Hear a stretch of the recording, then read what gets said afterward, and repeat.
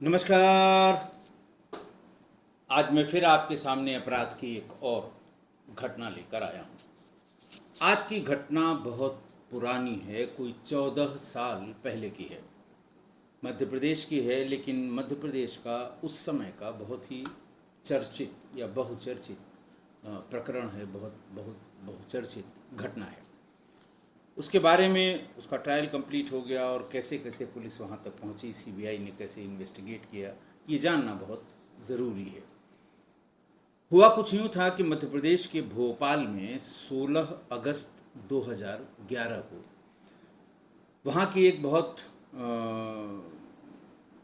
Posh colony है, थाना है कोहे फिज़ा। कोहे फिज़ा के हाउसिंग बोर्ड कॉलोनी में एक मकान के सामने एक गाड़ी खड़ी थी। गाड़ी बहुत देर से न आगे जा रही थी न पीछे जा रही थी। एक महिला ड्राइविंग सीट पर बैठी हुई थी। घर वालों को कुछ अटपटा लगा और घर की एक महिला ने बाहर निकल कर देखा तो उसे गोली लगी हुई थी, महिला को जो ड्राइविंग सीट पर बैठी थी। खून पूरा उसका सीट पर और कार में देखकर उस महिला की चीख निकल गई। महिला दरअसल उस जो घर से निकली थी बुजुर्ग महिला, वो जिस महिला को गोली लगी थी और जिसकी मृत्यु हो गई थी, उसकी खाला थी। शोर मचा, लोग बाहर आए, हल्ला हो गया। मरने वाली एक फेमस आरटीआई एक्टिविस्ट थी भोपाल की। उसका उसका नाम था सहला मसूद। अगर जो लोग क्राइम को फॉलो करते हैं उन्हें पता होगा कि सहला मसूद बहुत प्रसिद्ध नाम था उस समय भोपाल में। खैर, पुलिस को खबर हुई, पुलिस वहाँ मौके पर पहुँची। उस समय के जो थाना प्रभारी थे धर्मेंद्र सिंह तोमर, उन्होंने बताया कि साहब 11 बजे उनके पास एक फ़ोन आया कि हाउसिंग बोर्ड कॉलोनी में एक महिला की लाश मिली है। वो फ़ौरन सारे पुलिस बल के साथ मौके पर पहुँच गए। उन्होंने देखा, वहाँ पर उनको सुल्तान मसूद मिले। उन्होंने बताया कि ये उनकी बेटी है, उसका नाम सहला मसूद है, उम्र करीब 35 वर्ष है। वो अपनी कार से बोट क्लब जाने के लिए निकली थी। गाड़ी में वो अकेली थी, ड्राइविंग सीट पर बैठी थी। गाड़ी में बैठने के बाद तकरीबन 20 मिनट तक न वो गाड़ी चली और न बेटी बाहर निकली गाड़ी से। मकान से उनकी खाला ये देख रही थी कि शहला गाड़ी में बैठी तो, लेकिन करीब 20 मिनट या आधे घंटे से उसका कोई मूवमेंट नहीं आ रहा है, न तो वो निकल रही है और न गाड़ी चल रही है। वो नीचे आई और आकर उन्होंने देखा कि सहला मसूद के गले में गोली लगी है और शी वॉज ब्लीडिंग प्रोफ्यूजली। फिर वो ज़ोर से चिल्लाए, शहला के चिल्लाई, घर वाले उसके भाग कर आए, लेकिन और ये हुआ कि अस्पताल ले जाएं, लेकिन तब तक उसकी मौत हो चुकी थी और गांधी मेडिकल कॉलेज में उनका पोस्टमार्टम हुआ। उसकी बैकग्राउंड के बारे में जो सीबीआई ने अपनी चार्जशीट में लिखा है कि सहला मसूद ने ग्रेजुएशन करने के बाद दिल्ली से मास कम्युनिकेशन का डिप्लोमा किया। भोपाल आकर इवेंट मैनेजमेंट का काम शुरू किया। उसने इवेंट मैनेजमेंट की एक कंपनी खोल रखी थी जिसका ऑफिस भोपाल के एमपी नगर में था, जहां कई तरह के प्राइवेट काम किए जाते हैं। वो उदय नाम की एक सामाजिक संस्था से भी जुड़ी हुई थी। शैला मसूद आरटीआई का भी काम करती थी और उसको आरटीआई के काम की वजह से, यानी आरटीआई एक्टिविस्ट की वजह से ज़्यादा जाना गया भोपाल के भीतर। इत्तेफाक ये कि जिस दिन उसकी मौत हुई थी वो उस दिन एक बड़ी रैली निकालने वाली थी। रैली किस प्रकरण में? कि अन्ना हजारे का जो गिरफ्तारी दिल्ली में हुई थी उसके विरोध में सहला मसूद एक रैली निकालने वाली थी। सारे अखबारों में और सब जो सोशल मीडिया है उस पर छाया हुआ था कि आज सहला मसूद अन्ना की गिरफ्तारी के विरोध में एक जुलूस निकालेंगे। और जैसे ही ये खबर चली या खबर आई कि सहला मसूद की हत्या हो गई है, भोपाल में हंगामा शुरू हो गया। लोग उसको अन्ना हजारे के इस जो उनकी गिरफ्तारी के विरोध में जुलूस निकाला जा रहा था, उसके परिप्रेक्ष्य में लोग उसको देखने लगे। एक चीज़ और उस समय तत्काल सरफेस पर आ गई कि 9 जनवरी 2010 को सहला मसूद ने डीजीपी को एक पत्र लिखा था और पत्र को बाद में सार्वजनिक भी किया था, जिसमें मध्य प्रदेश के एक आईपीएस अधिकारी पर 2 साल से परेशान करने और जान से मारने की धमकी देने का आरोप था। अचानक वो चिट्ठी सुर्खियों में आ गई। तो 2 कारण, एक तो अन्ना हजारे की गिरफ्तारी के विरोध में उसी दिन उसको जुलूस निकालना था, जिसके पहले उसकी मौत हो गई। बोट क्लब वो इसी काम से जा रही थी। दूसरा कि जो उन्होंने 2 साल पहले डीजी को एक चिट्ठी लिखी थी एक अधिकारी के बारे में, फौरन पब्लिक ने इस मर्डर को उससे जोड़ दिया। खैर, हाई प्रोफाइल मामला होने के कारण अब जब 2 चीज़ें ऐसी जो दोनों बहुत उच्च स्तर की थीं, तो सरकार के सामने विश्वसनीयता का संकट खड़ा हुआ। उसने फौरन इस हत्या की जांच सीबीआई को सौंप दी। सीबीआई के DSP Bhartendra Sharma, inspector VSD Nair, sub inspector Amit Bangar, inspector Mukesh Tiwari और एक महिला इंस्पेक्टर दीपा खरे और इनके साथ तमाम और कुल 15 लोगों की एक टीम 2 ही दिन के भीतर भोपाल आ गई और वो बराबर आते जाते रहे। समय समय पर वो इस केस की जांच करते रहे। पहले 3 महीने उन्होंने इस केस के बारे में सारी जानकारी इकट्ठा की।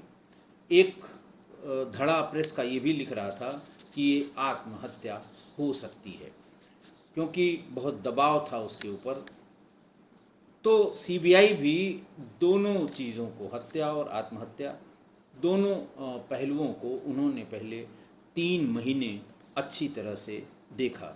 लाश कार में मिली थी, गोली गर्दन में लगी थी। पीएम रिपोर्ट भी कहती थी कि गोली बेहद करीब से मारी गई।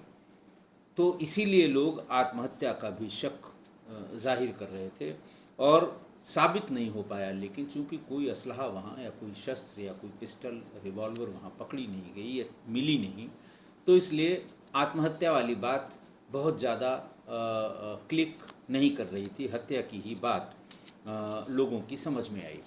सीबीआई को 3 महीने बाद ये क्लियर हो गया कि ये साफ साफ हत्या है और तब सीबीआई ने हत्या की एफआईआर 3 महीने बाद, जांच के आदेश के 3 महीने बाद हत्या की एफआईआर की गई। अच्छा, इस पूरे प्रकरण में जब वो 3 महीने तक सीबीआई ने जांच की, तो एक और किरदार का नाम उनको तमाम स्रोतों से मिला। तो साहिला मसूद हो गए कि वो साहिला मसूद हो गई कि वो आरटीआई एक्टिविस्ट थी, उदय नाम की एक सामाजिक संस्था से, एनजीओ से जुड़ी हुई थी। वो इवेंट मैनेजमेंट की एक कंपनी थी, काफ़ी लोग उसमें काम करते थे, इवेंट मैनेजमेंट का काम भी वो करती थी और तमाम पॉलिटिकल लोगों के यहाँ इवेंट मैनेजमेंट में वो उनकी भागीदारी रहती थी। जो दूसरा किरदार आया वो जाहिदा परवेज़ का आया। जाहिदा परवेज़ का जन्म जबलपुर में 17 दिसंबर 1975 को हुआ था। 1996 में असद परवेज़ से उनकी शादी हुई। पति असद ने अमेरिका से इंजीनियरिंग और एमबीए की पढ़ाई की थी। दोनों की 2 बेटियां भी हुई, दोनों बेटियां हैं अभी भी। वैवाहिक जीवन में ही उन्होंने ग्रेजुएशन की पढ़ाई पूरी की और 2004 में आर्किटेक्चर इंटीरियर डिज़ाइनिंग का कंसल्टेंसी वाला काम शुरू कर दिया। उनका भी ऑफिस, जाहिदा का भी ऑफिस भोपाल के एमपी नगर में ही था, जहां पर सहला मसूद की जो इवेंट मैनेजमेंट कंपनी थी उसका ऑफिस था। पति का एक पेट्रोल पंप भोपाल के बरखेड़ी गल्ला मंडी में था। पुलिस को सीबीआई को पूरी इन्वेस्टिगेशन में, मतलब 3 महीने जांच में और उसके बाद एफआईआर दर्ज करने के बाद जो विवेचना हुई, उसमें कोई सुराग नहीं मिल पाया कि कातिल तक कैसे पहुंचा जाए, मर्डर का मकसद क्या है। इसी बीच बार बार वो सैला मसूद के ऑफिस की अ, तलाशी होती थी। तलाशी कई बार, इसलिए पहली बार सब इलेक्ट्रॉनिक गजेट्स लिए गए, वहाँ से कंप्यूटर लिया गया, उनके काम से संबंधित डाय सब जितने रिकॉर्ड्स थे वो लिए गए, पैसे के ट्रांजैक्शन के रिकॉर्ड्स लिए गए, वहाँ जितने बैंक अकाउंट का पता लगा वो लिया गया। फिर उनके यहाँ जो लोग काम करते थे उनसे संबंधित मोबाइल ये सब लिए गए। कुछ नहीं पता लगा तो एक दिन नए सिरे से उसकी अच्छी तरह तलाशी हुई। तलाशी में एक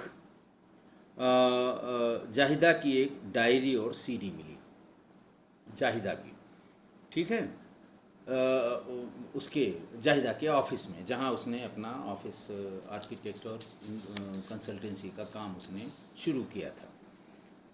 पहले इसकी तलाशी हुई सहला मसूद की 3-4 बार हुई। फिर उसके बाद जब ये कैरेक्टर लोगों के सामने आया कि कुछ आपस में इन लोगों का किसी आदमी को लेकर, किसी व्यक्ति को लेकर आपस में कुछ मनमुटाव था, तो उनके यहाँ भी तलाशी ली गई और उस तलाशी में एक बहुत महत्वपूर्ण डायरी और एक सीडी मिल गई। डायरी जाहिदा की खुद की लिखी हुई होती थी और वो हर दिन के बारे में, जो बहुत से लोगों को डायरी लिखने की आदत है कि दिन भर में जो कुछ उनके साथ घटा है, हुआ है, जो किया है उन्होंने, जो नहीं कर पाए हैं, जो अगले दिन पे गया है, वो सब डेट वाइज उसे वो लिखा करते थे। सीबीआई के लोगों ने जब उस डायरी को अच्छी तरह से पढ़ना शुरू किया तो उसमें 16 अगस्त 2011 के बारे में लिखा था। लिखा ये था कि मैं सुबह से ही बहुत उदास थी। अचानक अली, साकिब अली डेंजर एक बदमाश का नाम है, ने लगभग 11:15 पर फ़ोन किया कि मुबारक हो साहब, हमने उसके घर के सामने काम कर दिया है। मैं रमज़ान के कारण अपने ऑफिस में थी। मैंने रोहित को भी उसकी कार देखने के लिए भेजा, अपने नौकर को, अपने कर्मचारी को, जो जाहिदा का कर्मचारी था, कार देखने के लिए भेजा। उसने कहा कि कार वहाँ खड़ी नहीं है। फिर मैं नमाज़ पढ़ने गई, अपने घर वापस आई। मैं बहुत निश्चिंत हो गई, मस्जिद गई और नमाज़ पढ़ी। ये उसने उसका 16 अगस्त के सुबह से जो जिस्ट उसका होता है वो लिखा। उसने आगे लिखा कि इस दौरान मेरे मोबाइल पर कई कॉल आए। केवल इस घटना की जानकारी के लिए 12-20 बजे संजय ने भी फ़ोन किया था, लेकिन फ़ोन मिस हो गया था। फिर मैंने उसे वापस फ़ोन किया तो उसने कहा, हद है यार, नफ़रत की इंतहा है ये। हमने शाम में रबाब का जन्मदिन मनाया था, 2-2 केक काटे थे, पर हम दोनों डर रहे हैं। रात में सबा चली गई थी, पर मैंने उसे फिर वापस बुला लिया। हम लोग रात भर जगते रहे। इसका कंटेस्ट तो बाद में पता लगा, लेकिन सीबीआई को इसमें भी कुछ ऐसा लगा कि कोई ऐसी चीज़ है जिसके बारे में उसने अब तक बयानों में या पूछताछ में नहीं बताया है, लेकिन जब उसके लिखे हुए इस सेंटेंस के बारे में उससे आमना सामना किया जाएगा तो ज़रूर कोई न कोई बात उठेगी। बहरहाल, जैसा मैंने आपको बताया कि घटना के 3 ही दिन बाद 19 अगस्त को सीबीआई को सौंप दी गई थी और 6 महीने बाद, 3 महीने बाद तो सीबीआई ने मुश्किल से उसकी एफआईआर हत्या की दर्ज की और उसके भी 3 महीने बाद उसे ये महत्वपूर्ण सुराग मिला, जिसमें एक सीडी और एक डायरी थी और जाहिदा परवेज़ का नाम सीबीआई के रिकॉर्ड में आ गया। उसी के यहाँ से, उसी के ऑफिस से ये डायरी और सीडी मिली थी। फिर पुलिस ने जब इसको आगे बढ़ाना शुरू किया, जाहिदा से बातचीत की, तो पूरी घटना की परतें खुल गईं। सीबीआई के सामने अब भी ये सवाल था कि शाहिला की हत्या क्यों की गई।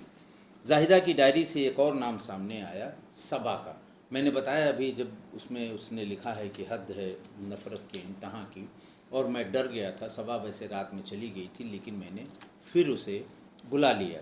सीबीआई ने सबा के बारे में जानकारी जुटानी शुरू की। पता करने पे पता लगा कि उसका पूरा नाम सबा फारूकी है। उम्र 36 साल है। और भोपाल के कोहे फिज़ा की बीडीए कॉलोनी में रहती है। वो जाहिदा की दोस्त है।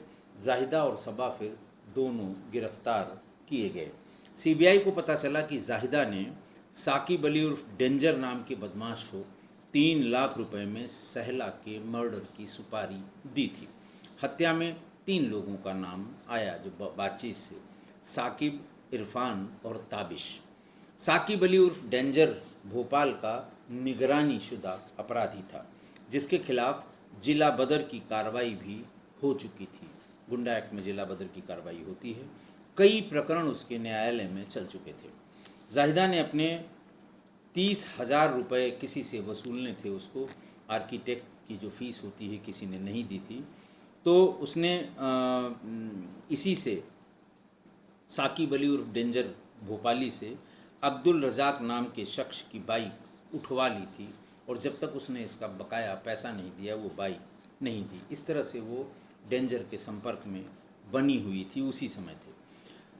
साकिब अली डेंजर ने सहला की हत्या की सुपारी लेने के बाद उत्तर प्रदेश के कानपुर से अपने 2 साथी, वो कभी उसके साथ जेल में बंद रहे थे, कई मामलों में वो जेल जा चुका था, अपने 2 साथी इरफान और ताबिश को बुलवा लिया। इनके ऊपर भी कानपुर में और भोपाल में भी कई केसेस, कई इनके आपराधिक इतिहास ठीक ठाक था। साकिब ने काले रंग की एक बाइक और एक देशी कट्टा, साकिब उर्फ डेंजर की बात कर रहा हूँ जो भोपाल का रहने वाला था, उसने ताबिश और इरफान को ये कट्टा और एक मोबाइल, अपने रिश्तेदार ताहिर खान का मोबाइल दे दिया। पहली बार इन लोगों ने 14 अगस्त को सहला की हत्या की कोशिश की, लेकिन वो असफल रहे। उस समय यानी 14 को साकिब कुछ दूरी पर कार में बैठकर इंतज़ार कर रहा था। 16 अगस्त को इंतज़ार कर रहा था। फायर के बाद इरफान ने साबिक को फ़ोन किया और फिर साकिब ने जाहिदा को फ़ोन करके काम पूरा होने की सूचना दे दी। साहिला की हत्या के बाद इरफान और ताबिश मिलने के लिए साकिब के घर गए। कुछ देर ठहरने के बाद साकिब जाहिदा से मिलने शाहजहानाबाद पोस्ट ऑफिस गया। 14 तारीख की बात है, हत्या के तुरंत बाद की। साकिब उर्फ डेंजर घर गया और इरफान को 40,000 रुपये फ़ौरन दे दिए और साथ ही तत्काल भोपाल से चले जाने को कहा। ये भी कहा कि वो सीधे यहाँ से ट्रेन पर न बैठे, पहले वो विदिशा जाए और वहाँ ट्रेन से कानपुर जाए। इरफान कानपुर निकल गया, कहे डेंजर के हिसाब से वो विदिशा गया और विदिशा से ट्रेन पकड़कर कानपुर निकल गया। और साकिब अली डेंजर को भी उन दोनों के अलावा सबा और जाहिदा के साथ साथ उसको भी पकड़ लिया गया। सीबीआई ने जाहिदा की डायरी देखी। जाहिदा अपनी डायरी में मन की बातें और घटनाओं के बारे में लिखती रहती थी। डायरी में जाहिदा ने यह भी लिखा कि वो साहिला मसूद से नफ़रत करती है। 2 जगह ऐसा उसकी डायरी में लिखा हुआ। फिर उसने अपने नौकर से अपने प्रेमी का ये जो नफ़रत करती है उसका सिलसिला ये था कि वो जिससे प्रेम करती थी या वो व्यक्ति जो उसका प्रेमी था, दरअसल वो सहला का भी प्रेमी था। इस बात का जब उसने उसका पीछा कराया तो ये पता लगा कि उसके प्रेमी के सहला मसूद से संबंध हैं, अभी भी हैं। उससे पूछा होगा, उसने मना किया होगा, तो अपने नौकर से पीछा करा के ये बात उसने कन्फर्म करा ली कि प्रेमी का सहला मसूद के साथ भी चक्कर है। दोनों मिलते हैं और दोनों में शारीरिक संबंध भी बने हैं। जाहिदा को ये बात नागवार गुजरी। उसने सहला की हत्या करवाने का फैसला कर लिया। जाहिदा ये बात स्वीकार नहीं कर रही थी कि उसके प्रेमी के साथ उसके इंटीमेट रिलेशन है। जाहिदा की बात हो रही है, लेकिन जो सीडी प्ले की गई उसमें कई एक वीडियो क्लिप निकले कि जिसमें उन दोनों के संबंधों का आसानी से गेस किया जा सकता है, पता लगाया जा सकता है। जब ये बात सीबीआई ने जाहिदा को बताई तब उसको लगा कि अब झूठ बोलने से कोई फ़ायदा नहीं है। सीबीआई के हाथ जो सीडी में उसने आपसी संबंधों के जो फोटोग्राफ्स और वीडियो रखे थे वो सीबीआई को मिल गई है। सीबीआई ने फिर कोर्ट में इनका चालान पेश कर दिया। इरफान ने इनकार किया कि साहब हमने कुछ नहीं किया। साकिब जो है वो गुमराह करता रहा। पहले उसने बताया कि साहिला की कार के सामने उसने 16 तारीख को जब वो कार में बैठी हुई थी तो ताबिश ने बाइक कार के सामने लगा दी थी और फिर ताबिश और इमरान थोड़ा हिचक गए। उसके बाद ये 15 तारीख की बात है, 15 अगस्त को हिचक गए और 16 को पहली बार जो मैंने बताया था कि इन दोनों ने कोशिश की लेकिन नहीं कर पाए, वो बाइक लगाई, उसने हॉर्न बजा के बाइक हटाने की बात कही, फिर उसने बाइक हटा ली और वो चली गई, उसकी हिम्मत नहीं पड़ी। फिर दूसरी बार फिर ये लोग गए और अब की बार वो जैसे ही आके बैठी, पहले से इंतज़ार कर रहे थे, बिल्कुल पास में जाके और सटा के गोली मार दी। जाहिदा, सबा, साकिब, इरफान और ताबिश की कॉल डिटेल सीबीआई ने निकलवाई थी। मोबाइल कॉल डिटेल से ये खुलासा हो गया कि घटना वाले दिन सुबह 10:11 से 11:19 तक इरफान का मोबाइल भी उसी घटना स्थल पर ही बना रहा। इरफान अपना मोबाइल इस दरमियान चलाता रहा और जो मोबाइल नंबर के बैलेंस की जानकारी के लिए 367 मिलाया जाता है उस पर 57 बार कॉल किया। इसका मतलब वो किसी का वेट कर रहा था और सामने वाला इस बात को समझ न पाए, इसलिए वो मोबाइल पे कुछ न कुछ हरकत कर रहा था। बैलेंस इंक्वायरी का नंबर था 367, उसको इस पीरियड में उसने 57 बार कॉल किया। हत्या से पहले साकिब, इरफान और ताबिश को सहला के घर के पास ले गया। इरफान इन दोनों को ले गया, साकिब ले गया इरफान और ताबिश को। सहला उस समय छज्जे पर बाल सुखा रही थी। साकिब ने उसे सहला को दिखाकर बताया कि इसे मारना है। इरफान ने कारण पूछा तो साकिब ने बताया कि ये महिला सेक्स रैकेट चलाती है, नेताओं को लड़कियां सप्लाई करती है, मुसलमान के नाम पर कलंक है। इरफान को इस बात पर यकीन नहीं हुआ। वो घर देखकर, उस महिला को देखकर उसे इस बात पर यकीन नहीं हुआ। साकिब ने मोबाइल निकालकर नंबर डायल किया और हैंड फ्री करके आवाज़ सुनाई। जो बात साकिब ने बताई थी, दूसरी तरफ से महिला ने भी वही बात बताई। ये महिला और कोई नहीं, जाहिदा थी। बात बताई। इरफान ने उस समय काम करने से मना कर दिया था, लेकिन साकिब ने फिर उसे मजबूर किया, तो फिर ये हत्या इरफान और बाकी लोगों ने मिलकर कर दी। इरफान आरोपियों की तरफ से, फिर जब ये ट्रायल हुआ तो आरोपियों की तरफ से वकील ने ये तर्क दिया कि सीबीआई ने अपनी चार्जशीट में पहले इरफान को साहिला को गोली मारने की बात बताई है और बाद में ताबिश के द्वारा गोली मारना बताया है, लेकिन बाद में इसका निराकरण हो गया कि ये किस सिलसिले में लिखा गया था। ये बात वो डिफेंस के वकील साहब नहीं बता रहे थे, तो वो सिलसिला जब बताया गया तो कोर्ट उस बात को मान गई और फिर इसका मुकदमा चला, ट्रायल हुआ और 28 जनवरी 2017 को सीबीआई के विशेष न्यायाधीश BK पालोदा ने जाहिदा, सबा, साकिब और ताबिश को आजीवन कारावास की सज़ा सुना दी। इरफान अली को बाइज्जत बरी कर दिया, उसे क्षमादान मिल गया। आज की घटना देखिए, भोपाल का ये बड़ा फेमस मर्डर केस है। भोपाल वाले सब इसको जानते हैं। आखिरकार एक महिला की ईर्ष्या या जलन की वजह से ही सिर्फ साहिला की हत्या का, मतलब उसकी ईर्ष्या और जलन ही इस हत्या का कारण था। एक ही व्यक्ति के दोनों महिलाओं से संबंध थे, दोनों ही अपना व्यवसाय कर, जाहिदा और साहिला दोनों इस्टेब्लिश थी, व्यवसाय करती थी और दोनों का अपने अपने क्षेत्र में नाम था।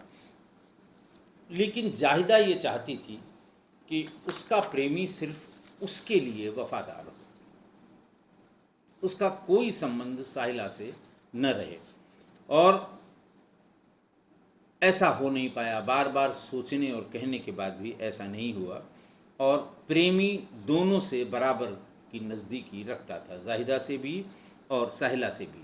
मना करता था कि मेरे साहिला से कोई संबंध नहीं है।